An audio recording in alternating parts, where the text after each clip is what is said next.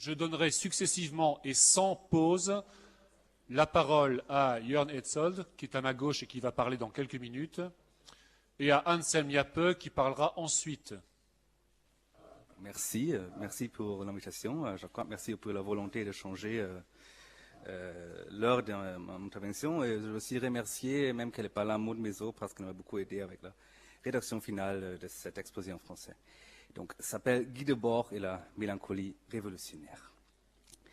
J'ai mêlé deux notions dans mon titre, la mélancolie et la révolution, et j'ai créé à partir de ces deux notions le syntagme d'une mélancolie révolutionnaire. Je me doute que ce syntagme peut sembler un peu étrange. Que peuvent bien avoir en commun la mélancolie et la révolution? La mélancolie est toujours liée à l'idée de la stagnation, à la conviction que l'être humain ne change pas et que le monde reste plus ou moins le même, quoi qu'on fasse pour l'améliorer. La mélancolie, c'est le sentiment de l'Ecclésiaste. Tous les fleuves entrent dans la mer, et la mer n'en regorge point. Les fleuves retournent d'où ils étaient sortis pour couler encore. Et la révolution, il semble que c'est plutôt, ou absolument l'inverse. C'est l'idée d'un changement absolu, d'une terre nouvelle, d'un homme nouveau. Dans la révolution au monde depuis le Marx du 18 primaire, il faut créer ce qu'on n'a jamais vu, ce qu'on ne peut même pas s'imaginer ou se représenter. La révolution, postule Marx, doit tirer sa poésie, je cite, non pas du passé, mais de l'avenir. Mais ces colloques étant dédiés à Guy Debord, le moins qu'on puisse dire sur ces textes, ces films et ces actions, c'est que la mélancolie et la révolution, l'une comme l'autre, y jouent un grand rôle. Il n'est peut-être pas exagéré de compter Debord parmi le peu d'écrivains de la deuxième moitié du XXe siècle qui sont restés toute leur vie fidèles à l'idée de la révolution. Pour être plus précis, Debord parlait d'une révolution de la vie quotidienne, donc une révolution non seulement des rapports économiques, mais des comportements, des gestes, des mœurs. Une révolution qui change profondément la manière de vivre, une révolution de la praxis de la vie quotidienne qui doit s'inventer elle-même à chaque instant. Mais on trouve aussi chez Debord partout une mélancolie profonde. Une mélancolie qui parle d'un monde totalement abîmé et falsifié, dans lequel chaque fragment isolé ne montre que sa dégénération irréversible. Une mélancolie qui se nourrit aussi des très anciennes sources de ce sentiment. Les livres de l'Ecclésiaste, la littérature baroque, les poèmes de Omar Khayyam ou de Lippo. Cette mélancolie se manifeste dans ses écrits, dans sa théorie même, et bien sûr s'exhibe particulièrement dans ces films qui montrent un monde dégénéré que la voix de Guy Debord, seule et dernière révolutionnaire, ne peut que commenter froidement, le conservant dans son état de destruction. C'est le Debord mélancolique qui annonce dans Panégyrique, son récit autobiographique que vous connaissez tous, toutes les révolutions entrent dans l'histoire et l'histoire n'en regorge point. Les fleuves des révolutions retournent d'où ils étaient sortis pour couler encore. Mais il faut insister sur le fait que le rapport entre la révolution et la mélancolie chez Debord ne se présente pas comme une simple narration du type. Debord, il était révolutionnaire quand il était jeune. Après la chute de ses ambitions démesurées, par contre, disons dans les années 70, il est tombé dans la mélancolie. La mélancolie est là dès le commencement. Par exemple, dans son film, dans les textes du film Hurlement en faveur de Sade, ou les premiers écrits, Les Tristes. Ma thèse, c'est donc que le rapport entre la révolution et la mélancolie chez Debord n'est ni un hasard, ni une narration, et constitue peut-être le cœur même de sa théorie et ses actions. Je comprends la théorie du spectacle comme une théorie structurellement mélancolique, et je vais essayer d'esquisser avec Debord une théorie mélancolique de la modernité. Bien entendu, cela ne veut pas dire que c'est simplement la théorie imputable à l'individu mélancolique Debord. La mélancolie est structurelle et on peut dire que chez les Hegeliens, Debord, la plupart du temps il était hegelien, la mélancolie c'est l'affect anti-hegelien ou a-hegelien. La mélancolie c'est l'effet d'une relève, Aufhebung, d'une relève toujours suspendue et inachevée. Mais inversement, la nécessité ou l'urgence d'une révolution totale, d'une révolution de la praxis de la vie quotidienne, naît aussi de cette mélancolie structurelle. Donc, j'ai deux parties là. La première s'appelle Mélancolie de la modernité. Après ces préliminaires, permettez-moi de recommencer de nouveau. Dans les débats en Allemagne et aux États-Unis, et peut-être aussi en France, mais je ne m'en connais pas trop là. Depuis les années 70, la réception de Walter Benjamin, philosophe un peu hérétique de l'école de Francfort, qui a écrit ses chefs-d'œuvre dans les années 20 et 30, a renouvelé la discussion sur la mélancolie. Et chez Benjamin aussi, comme chez Debord, la mélancolie entretient un certain rapport avec la praxis, ou plutôt un certain évidage ou évidement, donc l'action d'évider ou son résultat, de la praxis, et une sorte de théâtre ou de spectacle qui répond à cet évidement. C'est dans son livre sur les origines du théâtre baroque allemand, Ursprung des deutschen Trauerspiels, que Benjamin essaie d'écrire une théorie alternative de la naissance de la modernité, et qui la met en rapport avec une théorie du théâtre, de la praxis et la mélancolie. Et c'est plus tard, dans son œuvre inachevée sur les passages parisiens, dont je ne parlerai pas aujourd'hui, qu'il associe la mélancolie par la poésie allégorique de Baudelaire avec la théorie du fétichisme de la marchandise, qui est, comme vous le savez tous, le point de départ des analyses du spectacle de Guy Debord. Donc, dans l'œuvre tardive de Benjamin, on trouve un lien assez fort et explicite entre une théorie de la mélancolie et la théorie d'une société organisée dans sa totalité par la forme de la marchandise. Mais déjà dans les années 20, quand il écrit son livre sur les origines du théâtre baroque, Benjamin a lu un livre qui, 50 ans plus tard, sera d'une importance immense pour la théorie débornienne du spectacle. Histoire et conscience de classe de Georg Lukács, où l'analyse du fétichisme de la marchandise de Marx est transformée en une ontologie de la société capitaliste et de sa pensée. Dans une lettre qu'il a écrite pendant la rédaction de son livre sur le baroque, Benjamin raconte qu'il est, je cite, frappé car Lukács, qui part de raisonnements politiques, on arrive dans la théorie de la connaissance à formuler des phrases qui me semblent, au moins partiellement, et peut-être pas aussi exhaustivement que j'ai pensé au premier abord, très familières ou qui me confirment. Fin citation. Donc, si je recommence maintenant avec une brève lecture de la théorie de Benjamin sur le baroque, ce n'est pas seulement simplement une idiosyncrasie de ma part. Il s'agit de préparer, d'une manière très raccourcie et simplifiée, bien entendu, le terrain à une discussion des notions de praxis, du fétichisme de la marchandise, et aussi du théâtre, du spectacle, et les rapports avec la mélancolie et la révolution. Samuel Weber appelait le livre de Benjamin sur le théâtre baroque une généalogie de la modernité. Car pour Benjamin, le théâtre dont il parle est avant tout une réaction. Une réaction à l'événement qu'il semble considérer comme la naissance de la modernité. C'est l'apparition du protestantisme. Car la théologie de Luther, plus précisément sa doctrine de la justification, Rechtfertigungslehre, change, et voilà ce que nous concerne aujourd'hui, la praxis de la vie quotidienne. Elle change la manière dont cette praxis se déroule et se comprend elle-même. Car pour Benjamin, le point central dans la doctrine de la justification de Luther, c'est son rejet des bonnes œuvres, plus précisément de leur valeur de justification devant Dieu. Selon Luther, ce ne sont pas les œuvres qui comptent devant Dieu, c'est seulement la foi, sola fides. Et Dieu ne peut donner sa grâce qu'à ceux qui n'ont pas la possibilité d'en être vraiment dignes.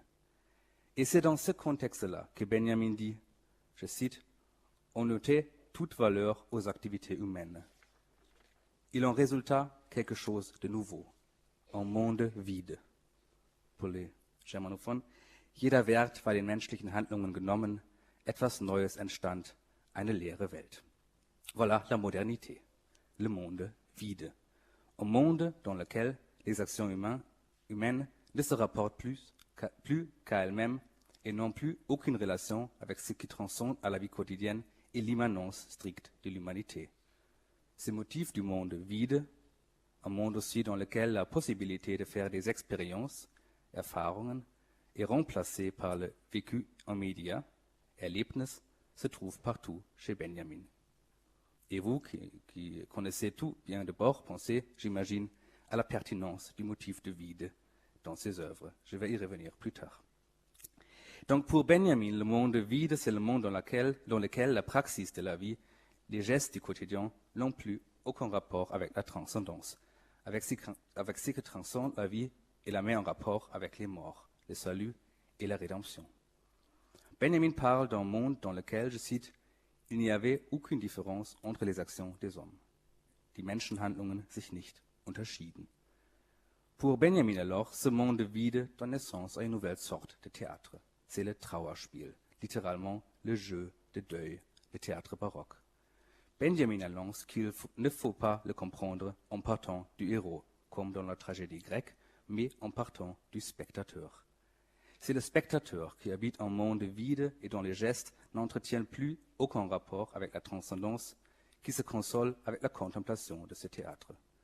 Il est seul dans cette constatation, même lorsqu'il est parmi des autres, et il ne se console que pour un temps limité. Dans les représentations du Trauerspiel, dit Benjamin, le sentiment, je cite, c'est une phrase assez centrale et assez intraduisible en fait, le sentiment de la tristesse, le sentiment donne une vie nouvelle, comme le ferait un masque, au monde déserté, afin de jouir à sa vue d'un plaisir mystérieux. Le sentiment donne une vie nouvelle, comme le ferait un Masque, ou réanime le monde, comme le ferait un Masque, in der das Gefühl, die entleerte Welt maskenhaft neu belebt, ein rätselhaftes Genügen an ihrem Anblick zu haben.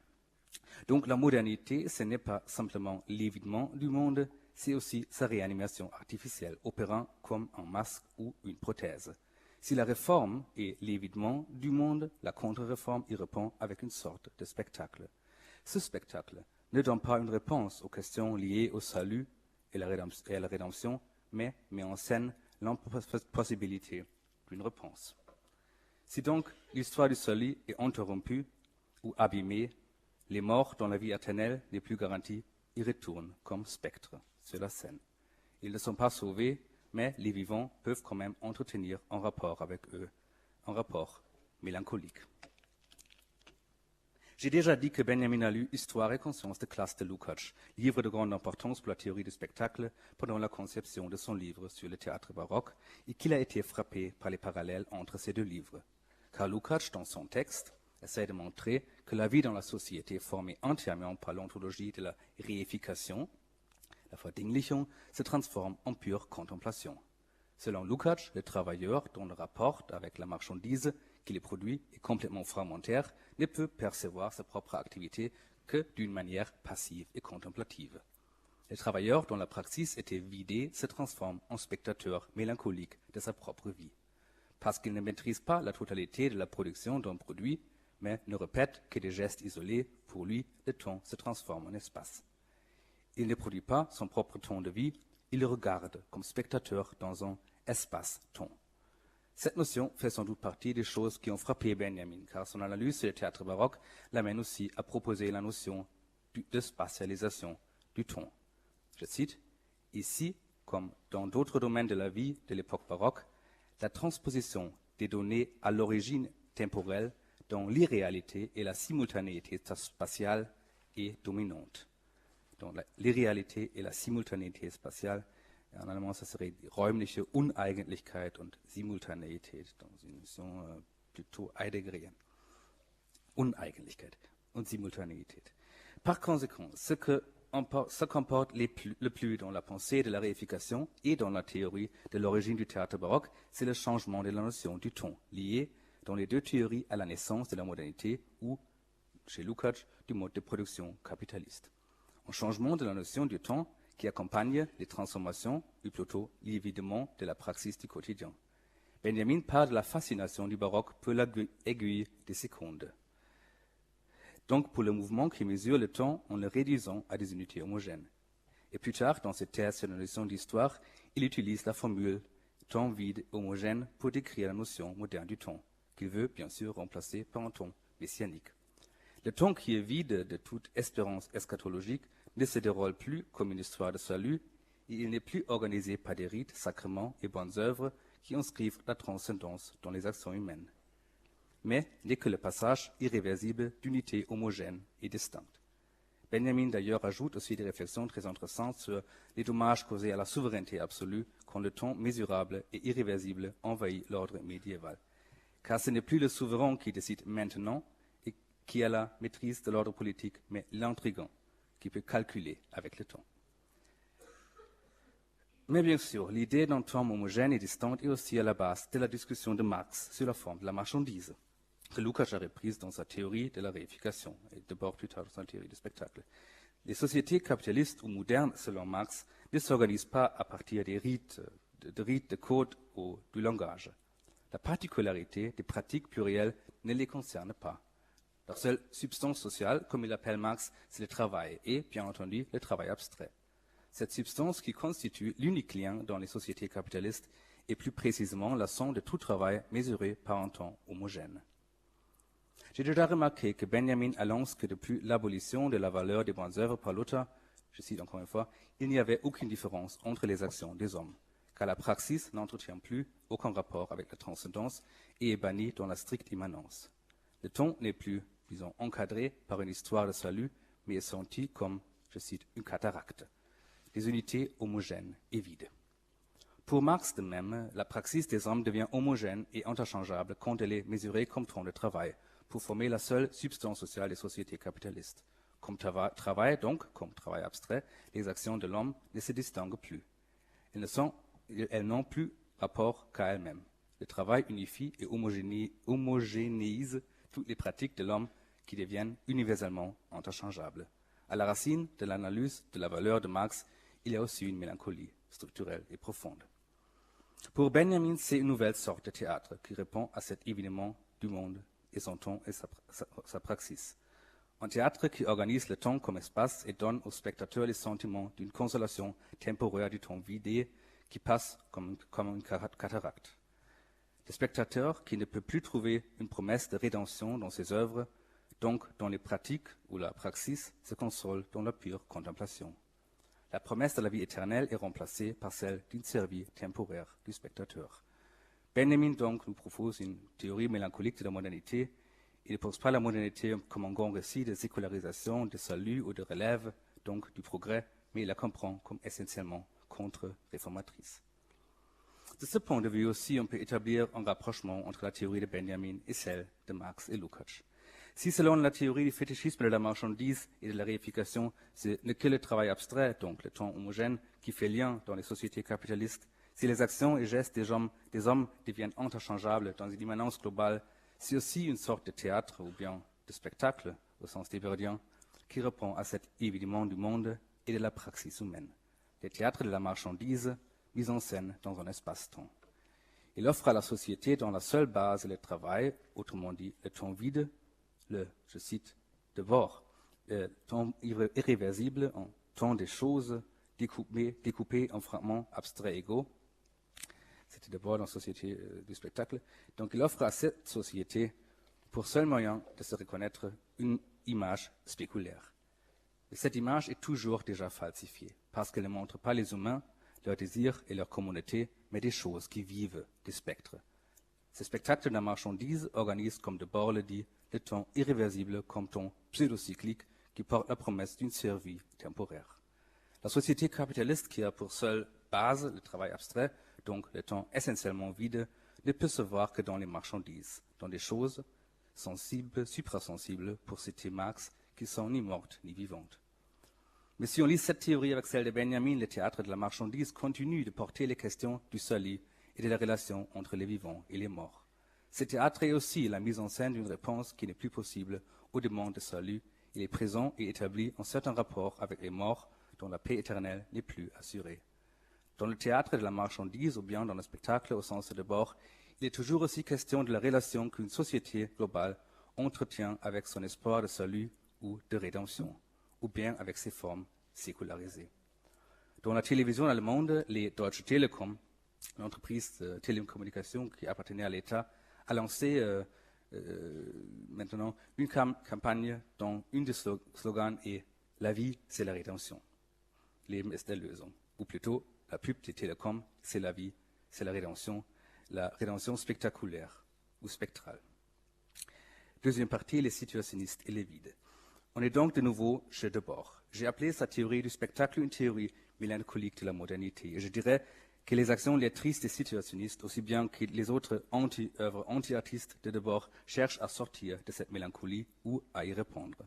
à une mélancolie qui, selon mes lectures, se joue entre l'évitement du monde, un évitement de la praxis, des gestes et sa réanimation artificielle, la vie nouvelle qui lui est donnée comme un masque ou une prothèse pour les spectateurs. Car l'expérience centrale des jeunes situationnistes, c'était l'expérience du vide, dont Benjamin avait fait l'expérience, ou plutôt la non-expérience centrale de la modernité. Je cite, l'orientation situationniste s'est formée largement sur une expérience très poussée du vide dans la vie quotidienne et la recherche d'un dépassement, dit un article dans le journal de 61. Mais dépasser le vide pour les jeunes situationnistes, ça voulait dire affirmer le vide. Et avec le vide, affirmer l'immanence de la vie humaine ou terrestre que Benjamin avait analysée avec tant de précision. Voilà la notion d'une praxis nouvelle, une praxis qui s'en vante elle-même en passant par le vide. Et bien sûr, chercher cette praxis de l'immanence absolue, ça veut dire aussi ne pas se consoler dans le spectacle, n'accepter aucun substitut de la transcendance irréversiblement perdue, affirmer comme d'abord le revendiqué dans la société du spectacle, le ton irréversible, le ton qui passe comme un cataracte, d'abord lui aussi parle du bruit de la cataracte du ton dans le panégyrique. Aller toujours plus loin dans les ruptures avec les habitudes et les personnes, une revendication du manifeste fondateur des situationnistes pour bien sentir le passage du temps, l'oubli, le vide.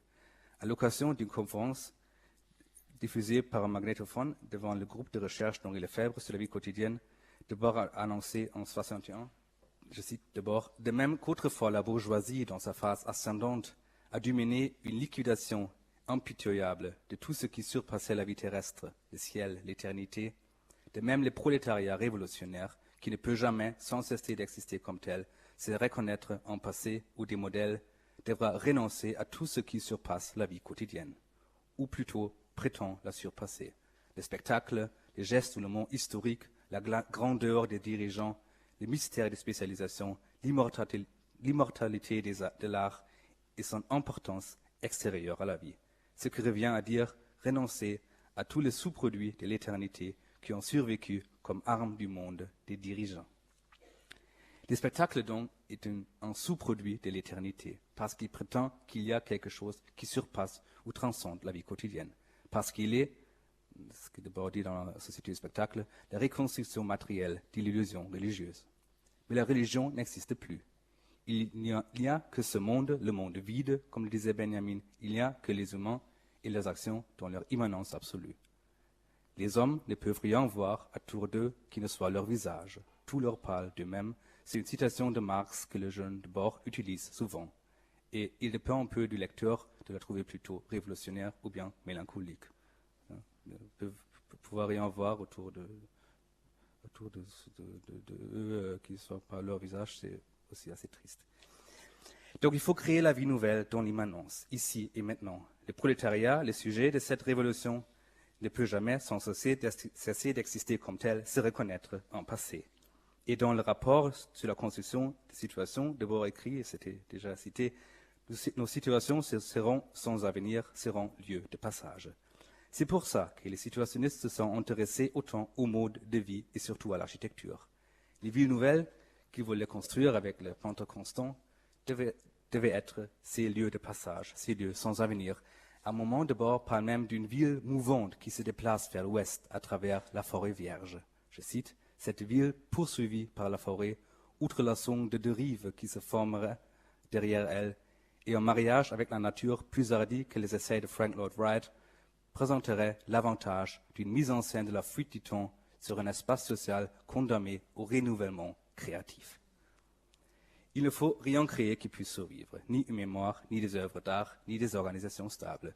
Il faut même, comme Debord la propose dans un texte des années letristes sur un projet d'embellissement rationnel de la ville de Paris, opérer la, je cite, suppression des cimetières, destruction totale des cadavres et de ce genre de souvenirs, ni cendres, ni traces.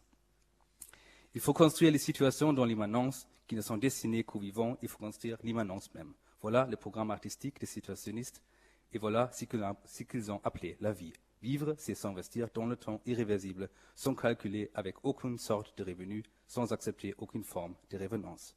Pas de relation artificielle ou spectrale avec les morts, pas de relation du tout avec les morts, que les morts enterrent les morts. Debord et les situationnistes ont tout fait pour réaliser et même transgresser cette revendication du Christ que Marx reprend à son compte dans les 18 Brumaire pour distinguer la révolution sociale de la révolution bourgeoise qui ne produit que de la répétition et du spectacle.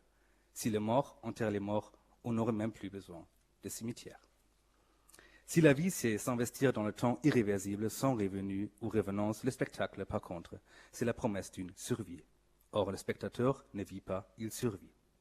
Soit devant sa télévision, soit dans son abri anti-atomique privé, dont les images servent d'illustration à un numéro entier du journal de l'international situationniste, le spectateur, le consommateur, c'est le survivant. Il conserve l'espérance eschatologique chrétienne, mais il le fait d'une manière dégénérée et sécularisée. Et au lieu de faire l'expérience du vide et du temps irréversible comme seule expérience de la modernité, lui, le spectateur, il se console avec des spectacles qui établissent un temps pseudo-cyclique, un temps qui se transforme, selon Lukács, en espace, un temps qui devient l'objet d'une contemplation passive. Dans le spectacle, on peut entrer dans le temps comme dans un espace, falsifier chaque moment de l'histoire, intégrer les arts du passé dans le présent. Tout est là, d'une manière spectrale, réanimé à la manière d'une masque. Maskenhaft neu belebt.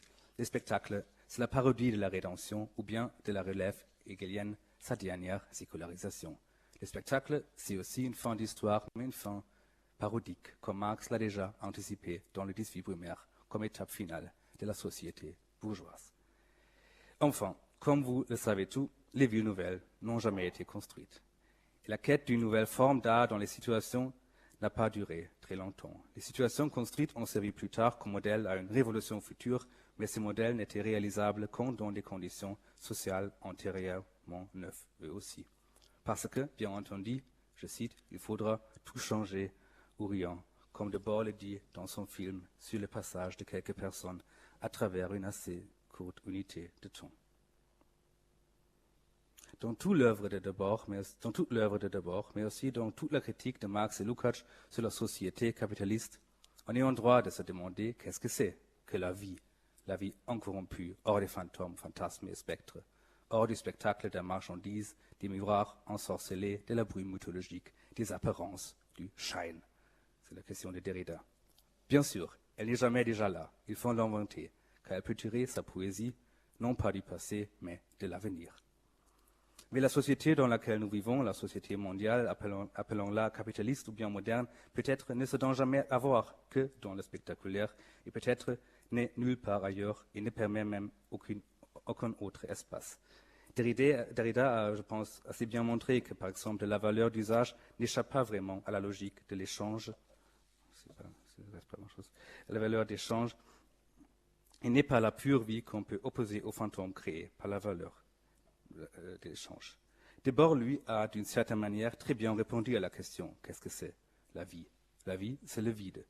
La vie, c'est construire de nouvelles situations à chaque instant, dans l'immanence absolue, sans mémoire, sans avenir, ici et maintenant.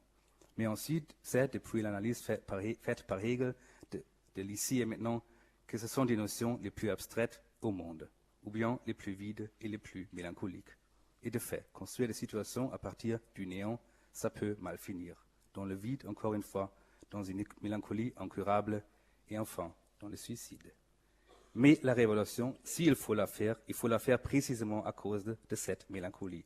Parce que le monde est vide et tout ce qu'on y voit, c'est qu'on substitue un masque. Chaque image, chaque geste, chaque sentiment est déjà infiltré, préformé et donc falsifié par le spectacle mondial et n'est donc qu'un signe de plus indiquant l'usure, la décrépitude et la vanité totale et irréversible du monde. D'abord, les révolutionnaires mélancoliques les trouvent partout, ces signes, et les lient, car la mélancolie, selon Benjamin, est toujours associée à la nation de l'allégorie. Chaque chose peut en signifier une autre, et en général, chaque chose signifie, en tant que chose, donc en tant que fragment isolé, l'usure de la totalité et de l'unité, leur perte irréversible. C'est pour ça que Debord s'est intéressé autant à la littérature de la Renaissance ou du baroque. Chez Gratien, par exemple, on apprend comment on peut lire les mensonges du monde, on apprend l'art de l'intrigue qui, selon Benjamin, a remplacé la souveraineté absolue. Il semble que Debord était un maître dans la lecture et dans l'intrigue.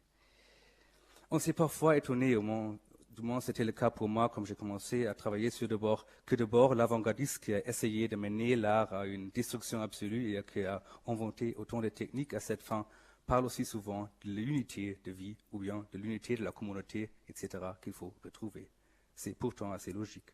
La mélancolie, qui ne voit que des fragments isolés, des pièces sans rapport organique, cherche partout l'unité perdue. Mais elle est bien sûr chaque fois déçue car elle ne retrouve que des autres fragments. Or, la mélancolie ne peut accepter aucun substitut de l'unité originaire.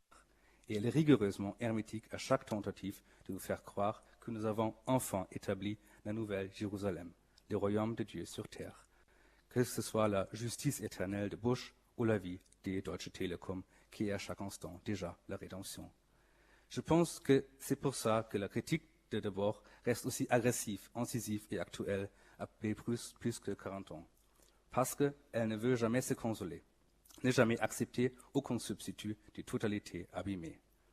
Debord et les situationnistes ont cherché la vie comme réponse aux réanimations à la manière d'une masque du monde vide qui est le spectacle, mais même s'ils n'ont peut-être pas trouvé cette vie, dont la vie nouvelle d'ici et maintenant, sans mémoire et à venir, même si les pratiques de jeunes situationnistes les ont peut-être plutôt menées au renouvellement perpétuel de leur mélancolie, je ne veux en aucun sens dire que Debord n'a pas réussi dans les affaires du monde. Il a dit lui-même dans son film In Jirum, qu'on va voir plus tard, que, je cite, « Personne ne me fait la grâce de penser que je n'ai pas réussi dans les affaires du monde, mais fort heureusement, personne ne pourra dire non plus que j'y ai réussi. Il faut donc admettre qu'il n'avait pas de succès ou d'échec pour Guy Debord et ses prétentions démesurées. » Dans son combat incessant contre ce qu'il appelait le spectacle, Debord n'a peut-être pas trouvé la vie, mais il a créé un univers subjectif, ou bien, si vous le voulez, singulier, je sais bien qu'il y a une différence, mais je ne vais pas le travailler maintenant, qui l'oppose à l'imaginaire unifié et homogénéisé du spectacle. Cet univers, ce n'est pas la pure vie. Debord, lui aussi, était harassé par des morts qui n'avaient pas pu être sauvés. Lui aussi ne vivait pas que dans le présent. Lui aussi, il a survécu à des amis, des exclus, des amoureux. Car vivre, étant donné que nous sommes tous mortels, c'est malheureusement aussi survivre.